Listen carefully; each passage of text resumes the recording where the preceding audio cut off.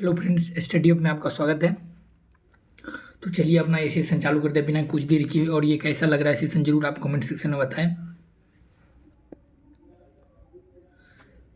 कल जहाँ से छोड़े थे उससे आगे से चालू कर रहे हैं, ठीक।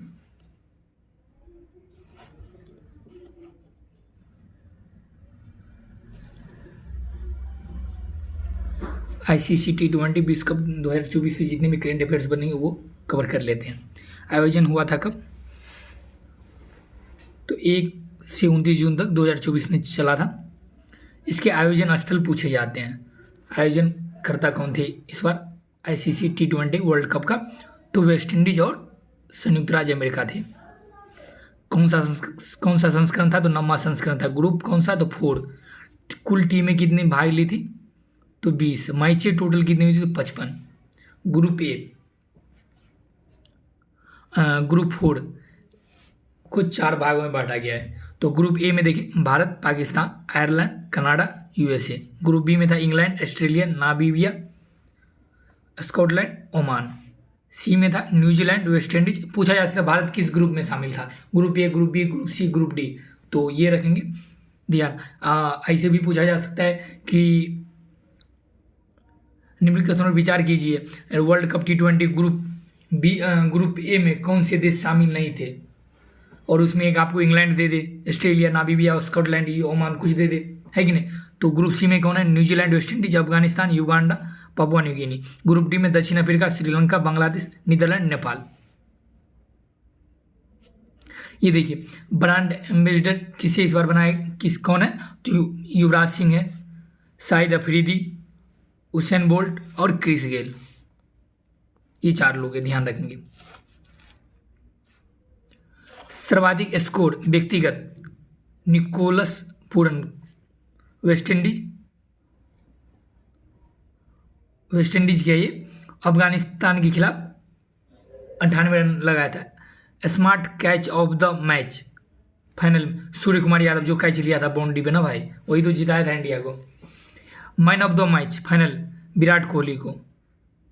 तो smart catch of the match Surya Kumar, man of the match final Virat Kohli, player of the tournament Jasprit Bumrah को मिला था।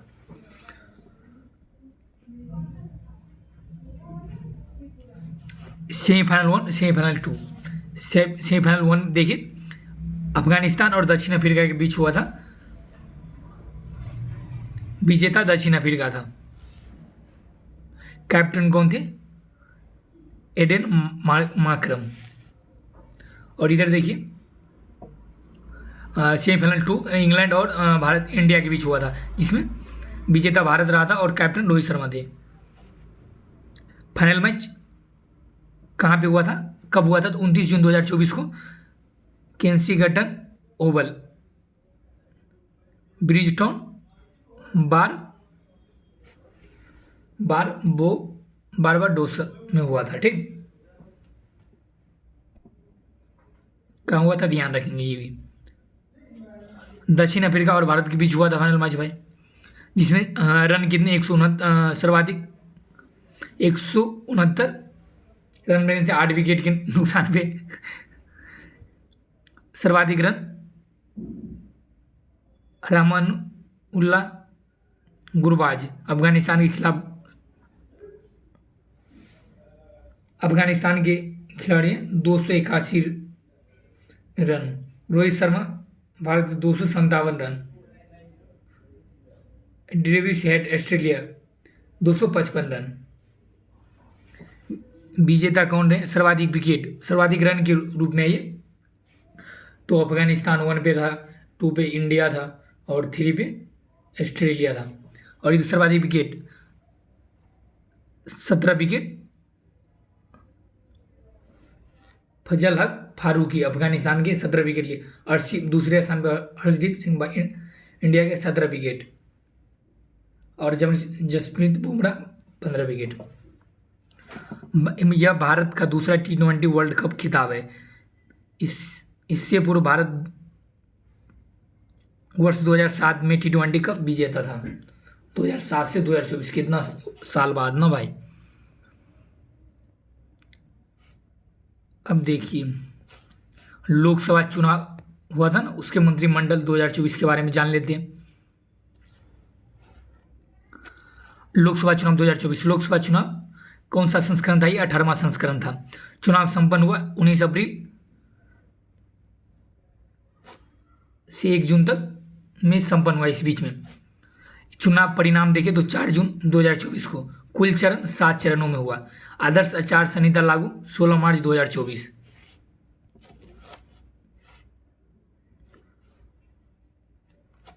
पहला चरण 102 सीट पे, 21 राज्यों में कितनी सीट पे पूछा जा सकता है। मिलाने के लिए 4 चरण दे देगा और कितने सीट पे हुआ था, कितने राज्य में हुआ था, ये डेट नहीं, कितने राज्य में। तो 102 सीट पे हुआ था, 21 राज्य में हुआ था। दूसरा चरण देखिए 88 सीट पे हुआ था, 13 राज्य में हुआ था। तीसरा चरण देखिए 94 सीट पे हुआ था, 12 राज्य में हुआ था। चौथा चरण देखिए तो 96 सीट पे हुआ था, 10 राज्यों में हुआ था,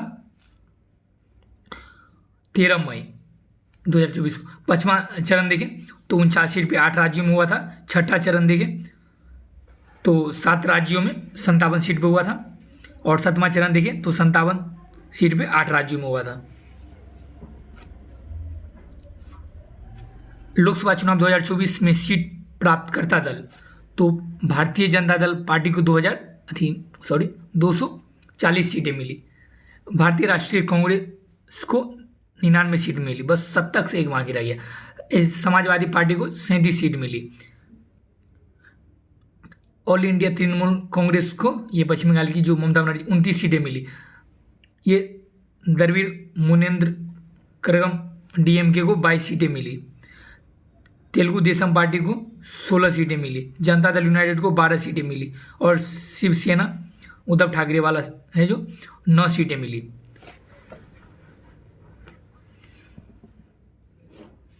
तो किसको कितनी सीटें मिली ये भी ध्यान रखेंगे।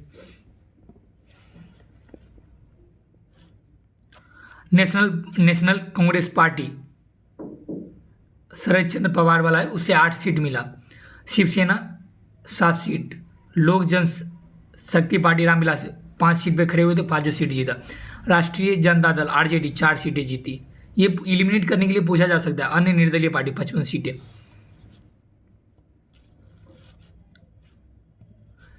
कुल पंजीकृत मतदाता 96.88 करोड़।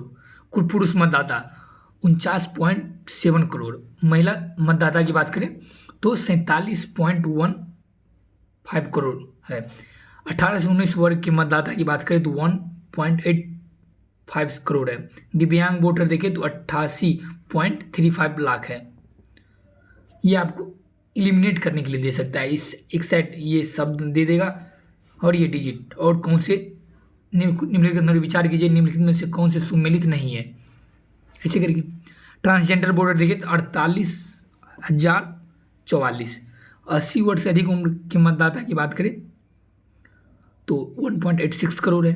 निर्वाचक या जनसंख्या अनुपात के रूप में देखें तो 66.76 करोड़ है। और लिंगानुपात के रूप में देखें, निर्वाचन हेतु लिंगानुपात देखें तो 448/1000 है।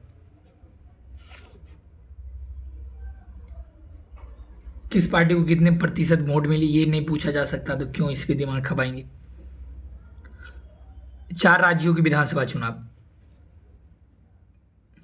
आंध्र प्रदेश, कुल सीटें उस टाइम चुनाव भी था ना स्टेट का भी, विधानसभा का, तो कुल सीटें आंध्र प्रदेश 175 सीट है कुल सीटें, ये भी ध्यान रख लेंगे। विजेता टीडीपी पार्टी, वही चंद्रबाबू नायडू वाली, 135 सीटें हासिल की। उड़ीसा 147 सीटें।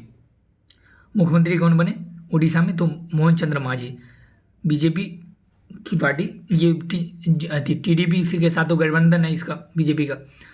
और यहाँ 78 सीटें प्राप्त कर उड़ीसा में मोहन चंद्र मांझी मुख्यमंत्री बने, बीजेपी के नेता।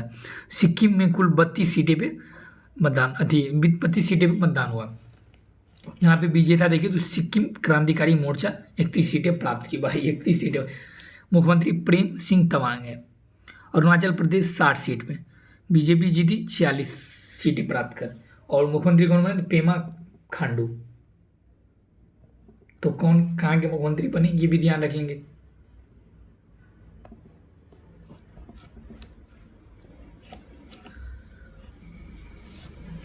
वर्तमान में लोकसभा में भारतीय राष्ट्रीय कांग्रेस के सांसदों की संख्या कितनी है, तो 98। राहुल गांधी लोकसभा चुनाव 2024 में 2 सीटों पर खड़ा हुए थे, रायबरेली और वायनाड, जिससे विजय हुए थे। उनके द्वारा वायनाड संसदीय क्षेत्र को छोड़ देने की कहानी रिक्त है, इसीलिए 98 सीट है। अभी उपचुनाव हुआ ना, हुआ है। 18वीं लोकसभा चुनाव से संबंधित महत्वपूर्ण तथ्य, एनडीए को प्राप्त सीटें 293, ये बीजेपी वाली गठबंधन की सरकार, इंडिया कांग्रेस वाली गठबंधन 234 सीटें प्राप्त। एनडीए को कुल मत प्रतिशत देखें तो 42.5%, इंडिया को कुल मत देखें तो 40.6%। सबसे बड़ी जीत रकीबुल हुसैन धुबरी असम पार्टी देखें तो भारतीय राष्ट्रीय कांग्रेस। सबसे युवा सांसद पुष्पेंद्र सरोज 25 वर्ष की, निर्वाचन देखें तो कौशाम्बी उत्तर प्रदेश। सबसे बुजुर्ग सांसद टीआर बालू, निर्वाचन क्षेत्र देखें श्री पेरुम्बुदूर से, तमिलनाडु के। सबसे अमीर सांसद चंद्रशेखर पेमासानी, पार्टी टीडीपी, निर्वाचन क्षेत्र गुंटूर। सर्वाधिक नोटा वोट इंदौर निर्वाचन क्षेत्र में। निर्विरोध चुनाव जीतने वाला मुकेश दलाल, सूरत निर्वाचन क्षेत्र से। मुकेश दलाल नाम में ही दलाल है भाई, तो सोचे दलाल ही कितना कर रहा होगा, इसके नाम में ही दलाल हो। मोदी मंत्रिमंडल 3.0 से संबंधित महत्वपूर्ण तथ्य, मोदी मंत्रिमंडल 3.0 में प्रधानमंत्री नरेंद्र मोदी को छोड़कर कुल मंत्रियों ने शपथ ग्रहण की 71। कैबिनेट स्तर की कुल मंत्री कितनी है, तो 30 कैबिनेट स्तर की। राज्य मंत्री स्वतंत्र प्रभार वाली 5 है। राज्य मंत्री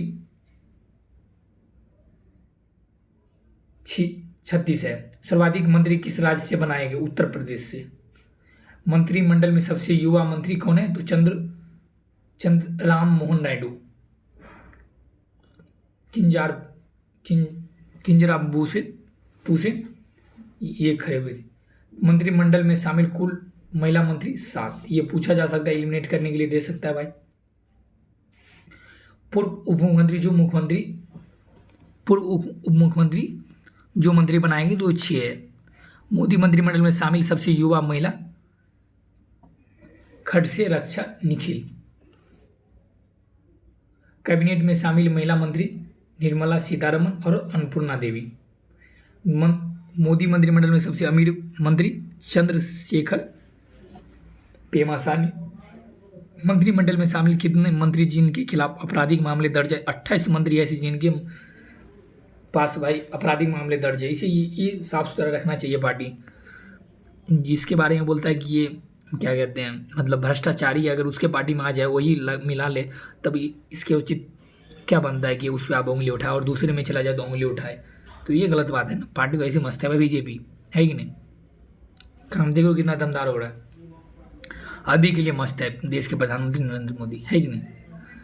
नरेंद्र मोदी प्रधानमंत्री बने भाई। मंत्रिमंडल देख लेते हैं, इसके पास कौन कौन से विभाग है। कार्मिक, लोक शिकायत, पेंशन मंत्रालय प्रधानमंत्री के पास है। परमाणु ऊर्जा विभाग, अंतरिक्ष विभाग, सभी प्रमुख नीतिगत मामले और वे सभी विभाग जो किसी अन्य मंत्री को आवंटित न किए हो, ये प्रधानमंत्री के पास है। राजनाथ सिंह जो पिक्चर यहाँ दिख रहा होगा, रक्षा मंत्री है। अमित शाह गृह मंत्रालय और सहकारिता मंत्रालय संभाल रहे मोटा भाई। निर्मला सीतारमण देखिए तो वित्त मंत्रालय और कॉर्पोरेट कार्य मंत्रालय संभाल रही है। ये तो मस्त है भाई। डॉक्टर सुब्रमण्यम जयशंकर, ये तो मस्त है भाई अपना विदेश मंत्री। ऐसा विदेश मंत्री मस्त है ये, ऐसा होना चाहिए विदेश मंत्री, है कि नहीं। अब देखो भाई, नितिन जयराम गडकरी,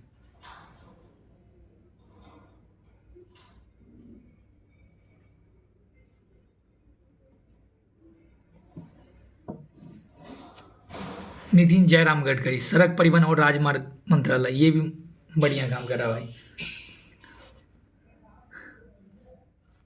जगत प्रकाश नड्डा। स्वास्थ्य एवं परिवार कल्याण मंत्रालय, रसायन और उर्वरक मंत्रालय शिवराज चौहान। कृषि एवं किसान मंत्रालय, ग्रामीण विकास मंत्रालय, जो इससे पहले क्या थे भाई, मध्य प्रदेश के मुख्यमंत्री थे, धर्मेंद्र प्रधान, ये शिक्षा मंत्री है। मनोहर लाल खट्टर, ये पहले क्या था भाई, हरियाणा के मुख्यमंत्री। आवासन और शहरी मंत्रालय इसे दिया गया, और विद्युत मंत्रालय। HD कुमार स्वामी, भारी उद्योग मंत्रालय और इस्पात मंत्रालय इसे दिया गया। पीयूष गोयल को वाणिज्य और उद्योग मंत्रालय। जीतन राम मांझी बस एक सीट भाई जीती है ये, सूक्ष्म लघु और मध्यम मंत्रालय, इसीलिए इसे अगर बहुमत में आती बीजेपी तो इन लोगों को इसमें मंत्रिमंडल बस एक सीट ये प्राप्त किया भाई। अब देखो मंत्रिमंडल मंत्री बना दिया गया है कि नहीं, इसीलिए बहुमत ना हो तो किससे हाथ मिलाना पड़े कोई नहीं कह सकता है कि नहीं। सूक्ष्म लघु और मध्यम उद्यम मंत्रालय, जीतन राम मांझी। राजीव रंजन सिंह उर्फ ललन सिंह, अपने बिहार के भाई, ये पंचायती राज मंत्रालय, मत्स्य पालन, पशुपालन और डेयरी मंत्रालय इसके पास है। डॉक्टर वीरेंद्र कुमार, सामाजिक न्याय और अधिकारिता मंत्रालय वीरेंद्र कुमार के पास है। प्रहलाद जोशी, उपभोक्ता मामले और खाद्य सार्वजनिक वितरण मंत्रालय प्रहलाद जोशी के पास। नवीन और नवीकरणीय ऊर्जा मंत्रालय प्रहलाद जोशी। गिरिराज सिंह वस्त्र, ये तो भाई ये अब क्या बोल देता है, इसे खुद भी नहीं पता रहता है, मार करवाएगा किसी दिन ये। गिरिराज सिंह वस्त्र मंत्रालय इसे दिया गया। आराम से कपड़ा उपड़ा पहनो और रहो, है कि नहीं।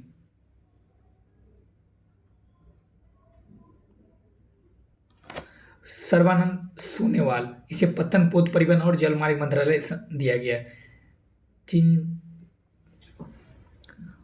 राम मोहन नायडू, ये इसे नागर विमानन मंत्रालय दिया गया है।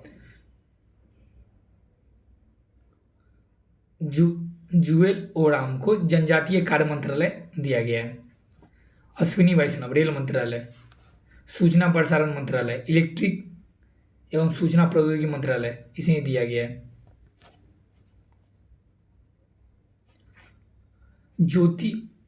ज्योतिरादित्य एम सिंधिया, संचार मंत्रालय और पूर्वोत्तर विकास मंत्रालय संभाल रहा है। गजेंद्र सिंह शेखावत, इसे संस्कृति मंत्रालय और पर्यटन मंत्रालय दिया गया है। किरण रिजिजू, नाम सुन के क्या लग रहा है भाई, महिला, अगर पिक्चर ना होता तो किरण रिजिजू अगर पूछ दे महिला भी बना दे तो पता नहीं चलेगा, है कि नहीं। अल्पसंख्यक कार्य मंत्रालय और संसदीय कार्य मंत्रालय इसे दिया गया है। भूपेंद्र यादव को पर्यावरण, वन और जलवायु मंत्रालय दिया गया है। अन्नपूर्णा देवी को महिला एवं विकास मंत्रालय दिया गया। हरदीप सिंह पुरी को पेट्रोलियम एवं प्राकृतिक गैस मंत्रालय दिया गया।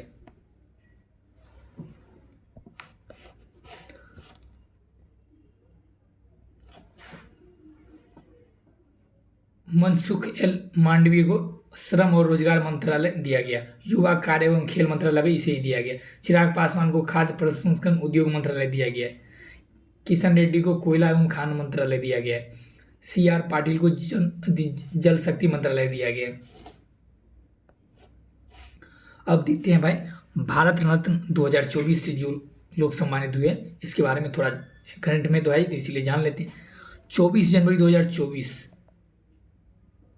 24 जनवरी 1924 को पितौंझिया, वर्तमान में कर्पूरी ग्राम, समस्तीपुर बिहार में जन्म लिए थे कर्पूरी ठाकुर। इसे मरणोपरांत भारत रत्न मिला है। 2 बार ये बिहार के मुख्यमंत्री रहे। भारत रत्न पाने वाले बिहार राज्य के ये 5वें व्यक्ति है।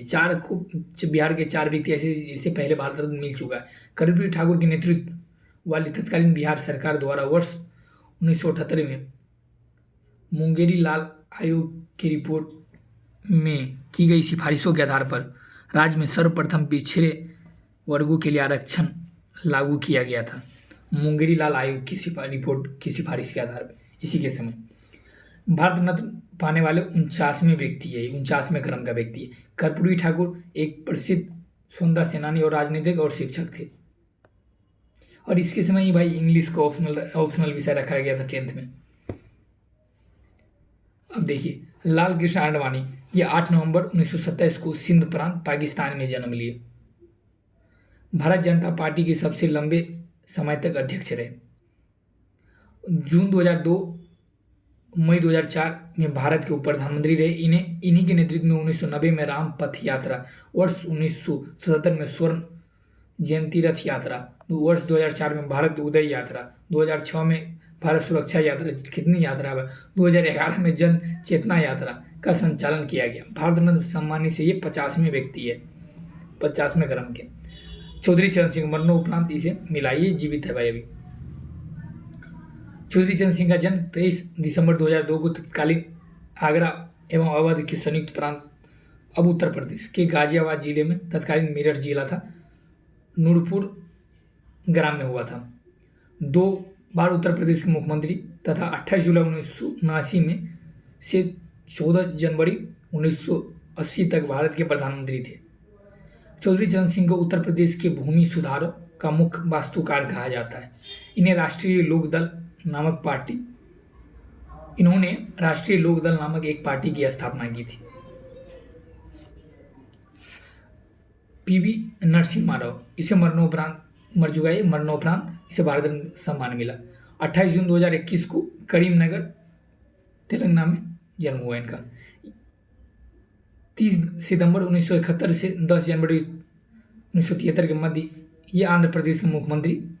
21 जून 1991 से 16 मई 1996 तक ये भारत के 9वें प्रधानमंत्री भी रहे हैं। तो ये मुख्यमंत्री आंध्र प्रदेश के रहे हैं और प्रधानमंत्री, 9वें प्रधानमंत्री भी रहे। इन्हें प्राय भारतीय आर्थिक सुधारों के जनक के रूप में पीवी नरसिम्हा राव के रूप को जाना जाता है, भारतीय आर्थिक सुधारों के जनक के रूप में।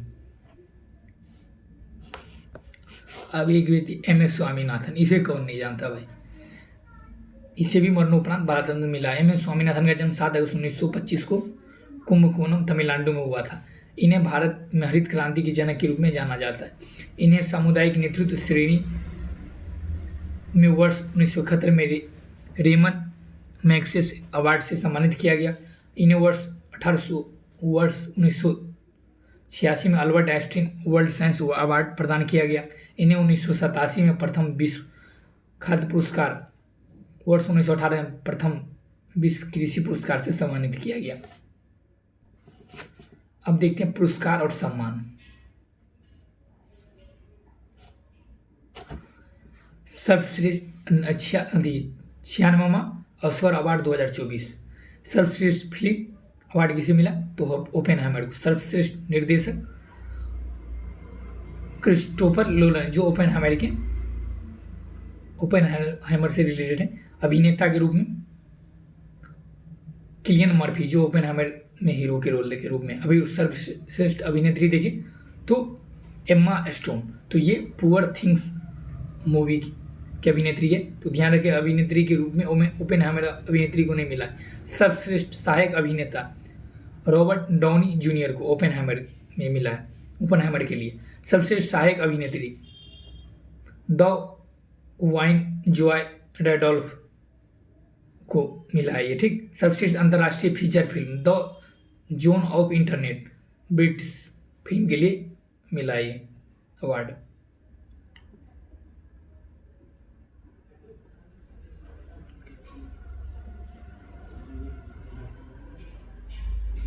यहाँ देखिए सदधर्मा बाफ्टा फिल्म पुरस्कार 2024 प्रमुख विजेता, ये बाफ्टा फिल्म पुरस्कार है। तो ध्यान रखें बाफ्टा पूछा जा रहा है या 96वां अवार्ड पुरस्कार पूछा जा रहा है, ऑस्कर अवार्ड पूछा जा रहा है, तो ध्यान रखें क्या पूछा जा रहा है। सर्वश्रेष्ठ फिल्म की बात करें तो ओपेनहाइमर इसमें भी है और निर्देशक क्रिस्टोफर नोलन है। सर्वश्रेष्ठ निर्देशक के रूप में उसी क्रिस्टोफर नोलन को मिला है। सर्वश्रेष्ठ अभिनेता किलियन मर्फी, अभिनेत्री एम्मा स्टोन सेम है। बाफ्टा राइजिंग स्टार के रूप में किसे मिला है, तो मिया मैकेना को ब्रूस फिल्म के लिए। सर्वश्रेष्ठ सहायक अभिनेता के रूप में किसे मिला है, तो रॉबर्ट डाउनी जूनियर को फिल्म ओपेनहाइमर के लिए। 66वां वार्षिक ग्रैमी अवार्ड 2024 के लिए किसे सम्मानित किया गया, तो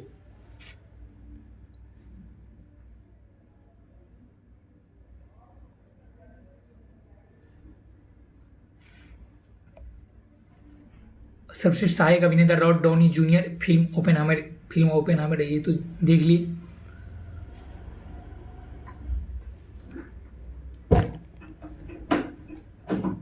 अब देखिए 66वां वार्षिक ग्रैमी अवार्ड 2024 की बात करें तो लॉस एंजलिस संयुक्त राज्य अमेरिका में आयोजित एक समारोह के दौरान प्रदान किया गया ये। तो इस श्रेणी में विजेता देखें तो रिकॉर्ड ऑफ द ईयर श्रेणी में किसे मिला, तो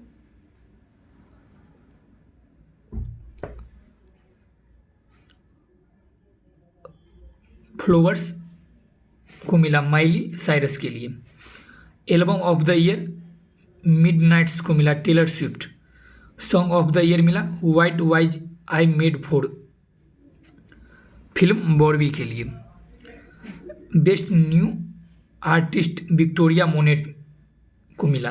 सर्वश्रेष्ठ ग्लोबल म्यूजिक एल्बम की बात करें तो दिस मोमेंट के लिए मिला, जिसमें फ्यूजन म्यूजिक ग्रुप देखे तो शक्ति को दिस मोमेंट के लिए सर्वश्रेष्ठ ग्लोबल म्यूजिक एल्बम अवार्ड प्रदान किया गया ग्रुप शक्ति को।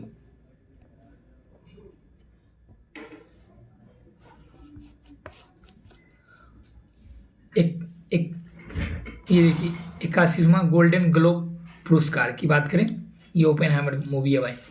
सर्वश्रेष्ठ फिल्म ड्रामा ओपेनहाइमर, इसमें मिला। सर्वश्रेष्ठ फिल्म गीत और कॉमेडी पुअर थिंग्स मूवी को मिला अवार्ड। सर्वश्रेष्ठ अभिनेता के रूप में ड्रामा है ये, ड्रामा तो ये किलियन मर्फी जो फिल्म ओपेनहाइमर है। सर्वश्रेष्ठ अभिनेत्री ड्रामा तो लिली ग्लैडस्टोन फिल्म अगर देखें तो कौन सी फिल्म में के लिए मिला, तो killers of the flower moon के लिए। सर्वश्रेष्ठ निर्देशक क्रिस्टोफर नोलन फिल्म ओपेनहाइमर के निर्देशक है। सर्वश्रेष्ठ गैर अंग्रेजी भाषा फिल्म के लिए किसे मिला, तो एटॉर्नी ऑफ द फॉल को, एनाटॉमी ऑफ ए फॉल को मिला। अब देखिए 69वां फिल्म फेयर अवार्ड 2024 सर्वश्रेष्ठ फिल्म 12th फेल, निर्देशक विधु विनोद चोपड़ा को। सर्वश्रेष्ठ फिल्म क्रिटिक्स जोरम, निर्देशक देखें तो देवाशीष मखीजा। सर्वश्रेष्ठ अभिनेता रणबीर कपूर फिल्म एनिमल के लिए। सर्वश्रेष्ठ अभिनेत्री आलिया भट्ट फिल्म रॉकी और रानी की प्रेम कहानी के लिए। सर्वश्रेष्ठ निर्देशक में विधु विनोद चोपड़ा को फिल्म 12th फेल के लिए। Film fair life time achievement award देखे तो डेविड धवन को मिला। सर्वश्रेष्ठ अभिनेता विक्रांत मेसी को मिला अवार्ड फिल्म फेयर अवार्ड, और फिल्म 12th फेल के लिए ये है भाई 12th फेल के हीरो अपना जो IPS मनोज सर की कहानी भी बना था, है कि नहीं। अब देखिए दादा फाल्के साहब इंटरनेशनल फिल्म फेस्टिवल अवार्ड 2024 सर्वश्रेष्ठ फिल्म देखे तो जवान। सर्वश्रेष्ठ अभिनेता शाहरुख खान को फिल्म जवान के लिए मिला। सर्वश्रेष्ठ अभिनेत्री Rani Mukherjee Mrs Chatterjee VS Norway में मूवी के लिए मिला। सर्वश्रेष्ठ निर्देशक के रूप में संदीप रेड्डी वांगा को मिला फिल्म एनिमल के लिए। सर्वश्रेष्ठ वेब सीरीज फर्जी film of the year Salaar part 1 को मिला।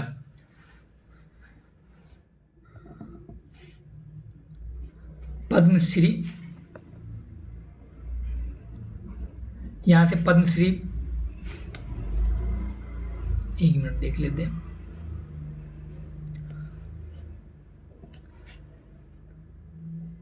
पद्म पुरस्कार 2024 वर्ष 2024 में कुल 132 पद्म पुरस्कार प्रदान किए जाने की घोषणा की गई। 132 पद्म पुरस्कार में से 5 पद्म विभूषण, 17 पद्म भूषण, 110 पद्मश्री पुरस्कार शामिल है। पुरस्कार विजेताओं में 30 महिलाएं शामिल हैं और सूची में विदेशी NRI, PIO, COI श्रेणी के 8 व्यक्ति तथा 9 मरणोपरांत पुरस्कार विजेता भी शामिल है। तो कौन शामिल है, कितना शामिल है ये, तो यहाँ से पद्म विभूषण 5 लोगों को मिला, ये देख लेते हैं। नाम देखेंगे इसमें क्षेत्र और किस क्षेत्र के लिए मिला और किस राज्य से ये संबंधित व्यक्ति है? तो डॉक्टर वैजयंती माला बाली को कला क्षेत्र के लिए मिला पद्म विभूषण, जो तमिलनाडु के रहने वाली है। कोनी दला चिरंजीवी को मिला कला क्षेत्र के लिए, जो आंध्र प्रदेश की है। एम वेंकैया नायडू को लोक मामले के लिए मिला, जो आंध्र प्रदेश के हैं। बिंदेश्वर पाठक को मरणोपरांत मिला, जो सामाजिक कार्य के लिए, ये बिहार के हैं। पद्मा सुब्रमण्यम कला के क्षेत्र में, किस क्षेत्र में ये पूछा जाता है किस क्षेत्र के लिए मिला इसे पद्म विभूषण? तो ये तमिलनाडु के व्यक्ति, तमिलनाडु से ताल्लुकात रखते हैं। तो पद्म भूषण, ये पद्म भूषण हुआ, पद्मश्री, ये सारे कल अपन लोग रिवीजन करेंगे। ठीक, तो चलिए आज अपना सेशन यही समाप्त करते हैं। चलिए, धन्यवाद।